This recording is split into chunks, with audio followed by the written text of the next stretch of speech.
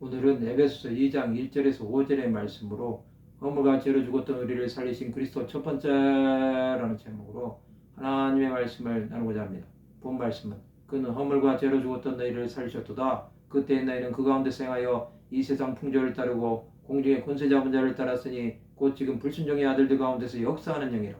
전에는 우리도 다 그 가운데서 우리 육체의 욕심을 따라 지내며 육체와 마음에 원하는 것을 하여 다른 이들과 같이 본질상 진노의 자녀였더니 긍휼이 풍성하신 하나님이 우리를 사랑하신 그 큰 사랑을 위하여 허물로 죽은 우리를 그리스도와 함께 살리셨고 너희는 은혜로 구원을 받은 것이라.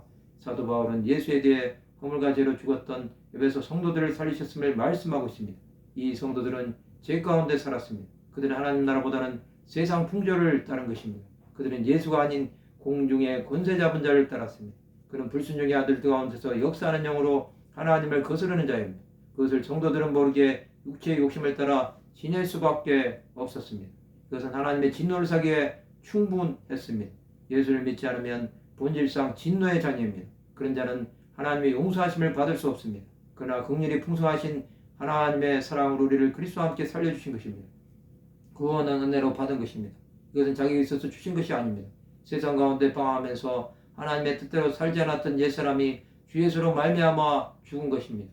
그리고 예수로 인해 다시 살아난 것입니다. 우리는 이런 자였습니다. 우리의 인간 노력으로는 아무것도 할 수 없습니다. 하나님의 은혜가 아니면 영원히 죽을 인생이었습니다. 그런 자들에게 베푸시는 은혜는 측량할 수 없는 것입니다. 그러면 우리는 어떻게 살아야 합니까? 죄로 인해 죽을 인생이 예수를 바라보며 살아나야 하는 것입니다. 예수께서 우리를 살리시기 위해 허물과 죄를 짊어지고 나무에 달려 저주를 받으신 것입니다. 우리는 그것을 분명하게 알아야 합니다. 그런 우리는 예수께서 죽으셨음을 전해야 하는 것입니다. 또 예수께서 살리셨음도 죽어가는 자들에게 전해야 합니다. 이것이 우리의 사명입니다. 우리는 예수가 있는 인생들이 되어야 합니다. 그 예수는 우리를 살리시기 위해 죄에서 속량해 주신 것입니다. 그 대가는 엄청난 것이었습니다. 그것이 우리를 살리는 능력이 되신 것입니다. 그리스도의 보혈이 우리를 자유하게 한 것입니다. 우리는 그것으로 산 자가 되었습니다. 하나님 우리가 그리스도 안에 거하기를 원하시는 것입니다. 이 땅의 시간이 끝날 때 주 예수 앞으로 가는 자가 되어야 합니다. 우리가 그렇게 살아갈 때 하나님의 은혜가 충만할 것입니다.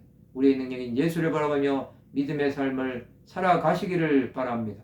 말씀을 마치고자 합니다. 주 예수의 은혜로 구원받았음을 전하는 하나님의 백성들이 되시기를 주님의 이름으로 축원합니다.